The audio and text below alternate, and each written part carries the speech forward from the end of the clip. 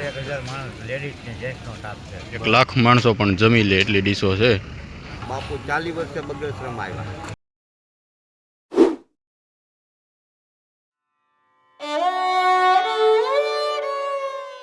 મિત્રો આપણે રામકથાના રસોડામાં આવી ગયા છીએ.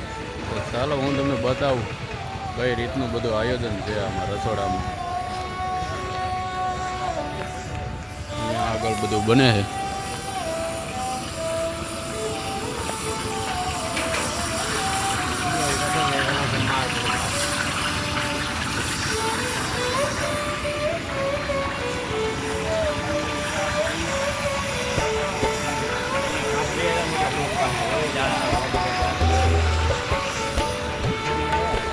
મિત્રો આ દાળનો ટોપ તમે જોઈ શકો છો કેટલો મોટો છે. આખો દાળનો ભરેલો છે.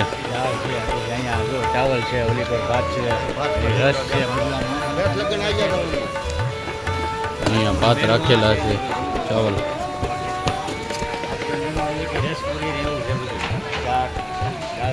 આટલા મોટા મોટા બકડિયા રાખેલા છે તેલના ભરેલા. મિત્રો જુઓ આટલો મોટો શાકનો ટોપ ભરેલો છે. રસપુરીનો પ્રોગ્રામ છે.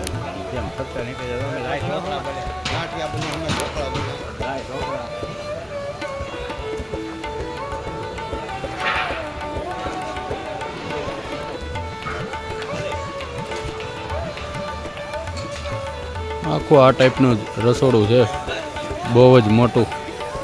રસોડાનો સામાન અમે પછી લાય ઢોકળા બધું તમને વિડીયોમાં મેકો. આ ભંડાર રૂમ છે. લાય ઢોકળા બધું બનાવે.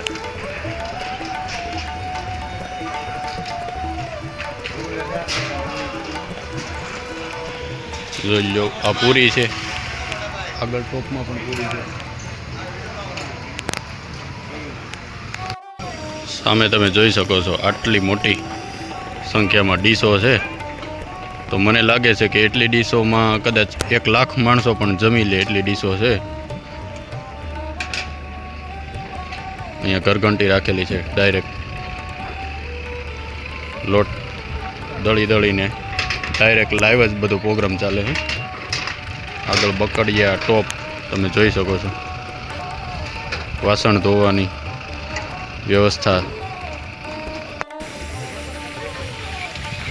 તો અહીંયા આપણે બે દાદા બેઠા છે એને પૂછીએ. દાદા કેમ છો?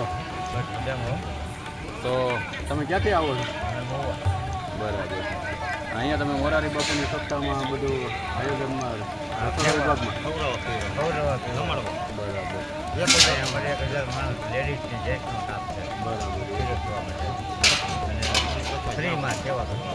ફ્રીમાં સેવા કરવા આવે છે દાદાની. બરાબર. આ બધું રસોડા વિભાગમાં તમારે સંભાળવાનું હોય? હા, અમારે અલગ ભાત તમારે ભાતમાં રહેવાનું. ભાત જ અમારે સંભાળી દાળમાં હોય, કોઈ શાકમાં હોય, કોઈ રસમાં હોય, પૂરીમાં હોય, એમ પાણી. તો આજે રસોડામાં શું બનાવેલું છે બપોરે? સાંભળી છે કે રસનો પ્રોગ્રામ છે. તો મિત્રો અહીંયા મોરારી બાપુની કથામાં આટલા બધા માણસો આવે છે તો પણ રસ ને પૂરીનું એવું આયોજન રાખેલું હોય છે. હા, કાલે દૂધ પાક પૂરી એવું પણ આયોજન હોય છે. આગલા દિવસે હતા મોતીચૂર અને ગુલાબજામ. તો આ દાદાને એ મહુવાથી છે આવે છે અહીંયા સેવા કરવા અને એમ કહે છે કે 1,000 માણસો આવે. 1,000 માણસોની ટીમ આવે છે. આ બધા સેવાવાળા જ છે બધા.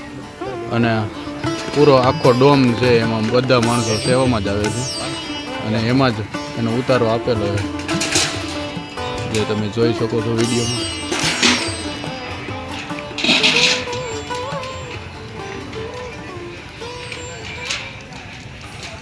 રાતે ઓલું કર્યું હતું આખ્યાન બાપુ અત્યારથી આગળ કામકાજ વધતું છે બાપુનું કામકાજ બહુ સારું છે. અને બગસરામાં કેટલા ટાઈમે આવ્યા તમે? બાપુ 40 વર્ષે બગસરામાં આવ્યા. 40 વર્ષે ડોંગરેજી મહારાજની કથા સાંભળવા આવ્યા હતા. એ પછી બાપુ પોતાની કથા કરવા આવ્યા. બરાબર. હા પહેલાં મતલબ ડોંગરેજી મહારાજની અહીંયા કથા હતી હા 40 વર્ષ અને પહેલાં બાપુ એમાં સાંભળવા આવ્યા હતા. બાપુ અહીંયા ક્યાંક લોજમાં જમ્યા હતા હોત એ લોજનું નામ કોક હતા જૂના એને કીધું આ છે લોજ. બરાબર. તો બગસરાની તો વધારાની માહિતી ન હોય. ના ના હતું. કામ સારું છે બાપુનું કામ ભજન ને ભોજન બે આપે કામ 1000 પ્રેમ જો અને હાથો અને બાપુ ફ્રીમાં જ કથા વાંચે છે. બરાબર. તો આવું છે બાપુનું કામકાજ. ભજન ને ભોજન બધું ફ્રીમાં જ છે. બાપુને કથા આપો એટલે ભજન ને ભોજન કે હા જે વારો આવે તો કથા તમને મને કે ન મળે. હા.